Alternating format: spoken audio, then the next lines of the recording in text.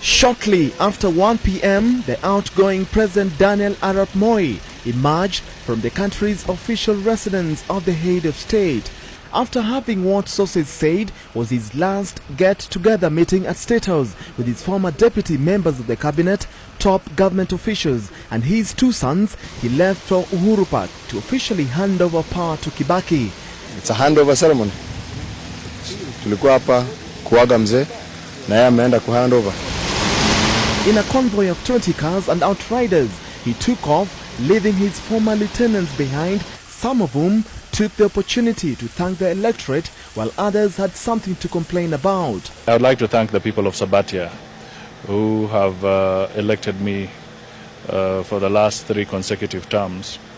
And I believe that if it is their wish that somebody else represents them, then I would have to respect that particular wish. I am really sad at what happened because the people of Transmara did not vote me out.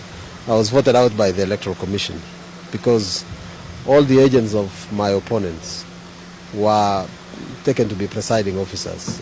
Then the incoming team was busy organizing the residence for the new president. Then, shortly after 2 p.m., 2 army choppers to escort the outgoing president to his home in Kabarak landed on the grounds of State House. Then, a clearly somber mood as Moi made his last official journey to State House to hand over the residence to President Moi Kibaki. Soon, Kibaki made his triumphant entry into State House in a convoy of 20 limousines and outriders under tight security.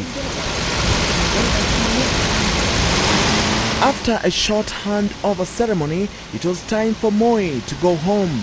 Moi came to this house at the age of 54 years and left at the age of 78, and he could be the last president to occupy State House for that long.